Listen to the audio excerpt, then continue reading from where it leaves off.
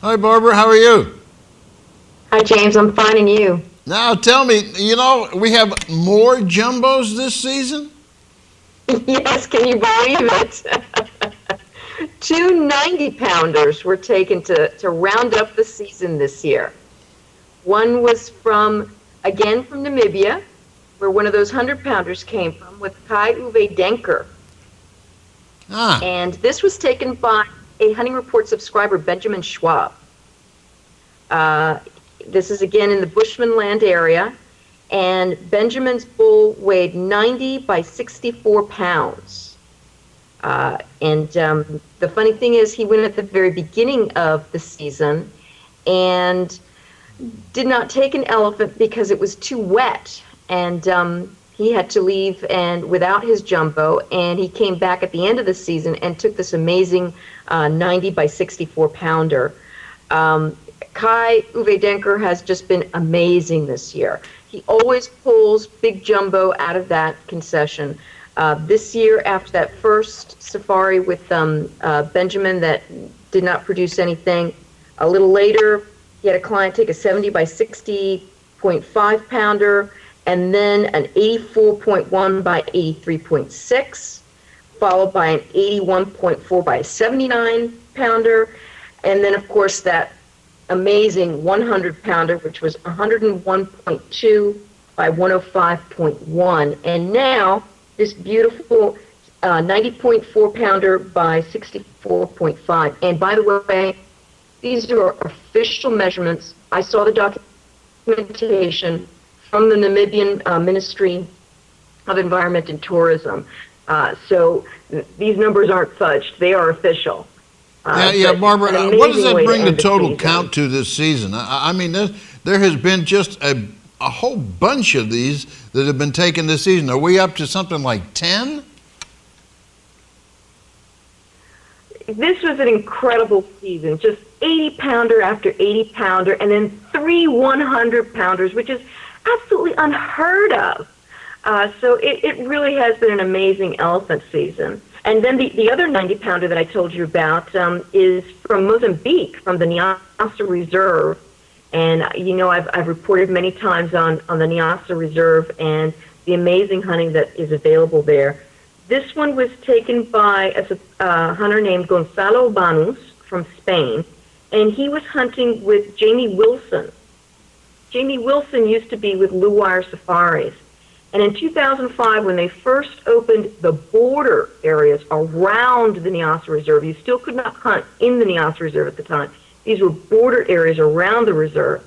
Jamie produced a 100-pounder for a client.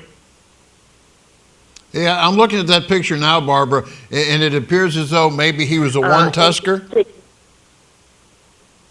I'm sorry? The picture that was just on before, I believe, showed an elephant that had, and I can only see one tusk. Actually, you just can't see the other tusk. It's broken off, and it's 90 by 55 pounds. Okay. So you're not seeing that piece of tusk that weighed in at 55 pounds at the bottom.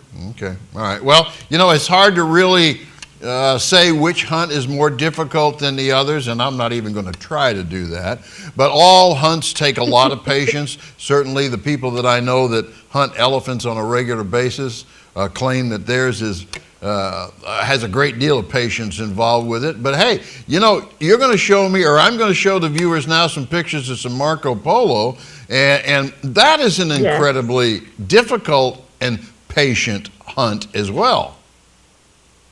Yes, it is. We're talking altitudes of 13,000 to about 15,000, maybe 16,000 feet. You want to talk about lung-burning altitudes. And this year, these were all sent to me by Bob Kern over at the Hunting Consortium. He had 19 hunters go in this year. He got me the first photographs of the first sheep that were taken. Two of his hunters, this is one here, the gentleman with the peace sign, that is a 62-inch Marco Polo.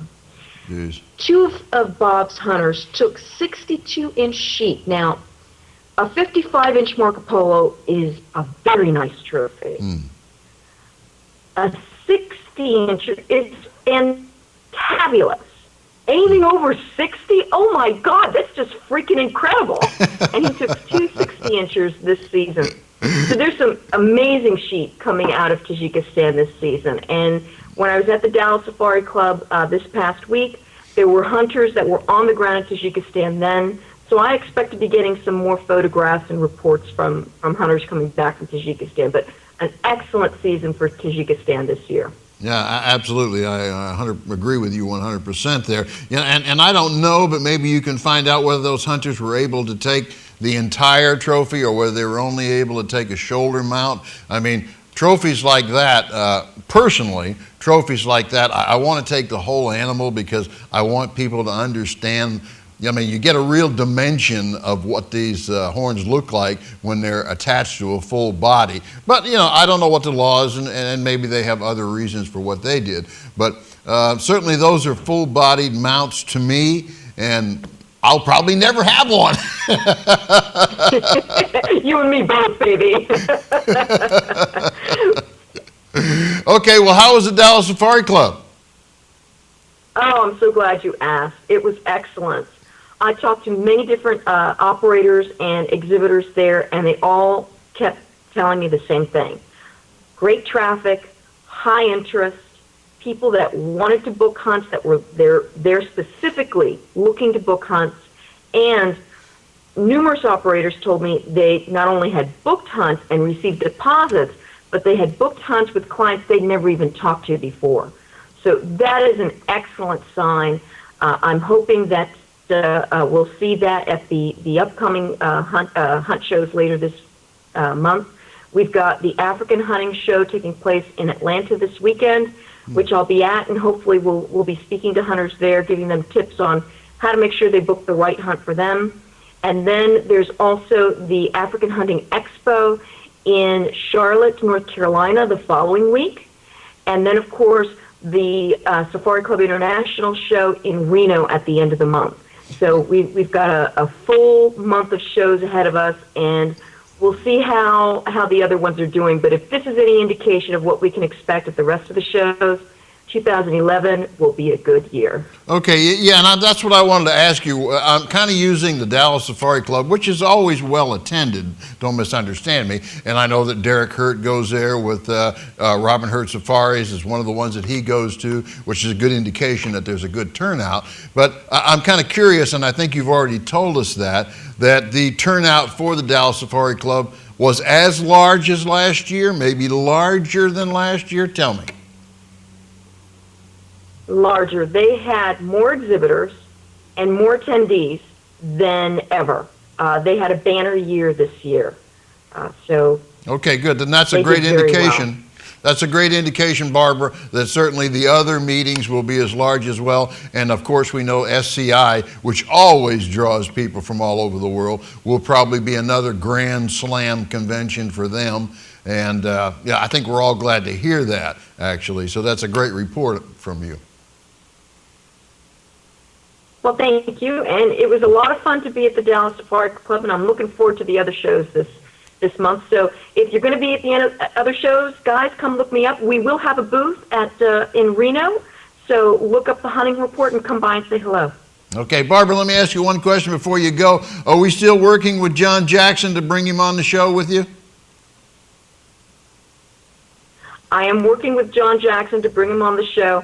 John is up to his neck in briefs, litigating against the U.S. Fish and Wildlife Service for their stance on their zero tolerance stance on the importation of trophies. From what I understand, we've seen a lot of seizures just these past few months from trophies coming in, CITES trophies, coming in from this past safari season, and John is very busy fighting those.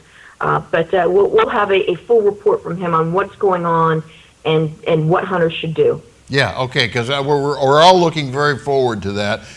You know, we'd love to have John on. We haven't spoke to him actually in years, so, and I know he's a very busy guy. He's the one out there that's doing the work so that you and I can go out and have a good time and bring our trophies home. But certainly give John our best, and we look forward to having you and he on in a show soon. Will do. Thank you, Barbara. Thank you. Take care, everybody.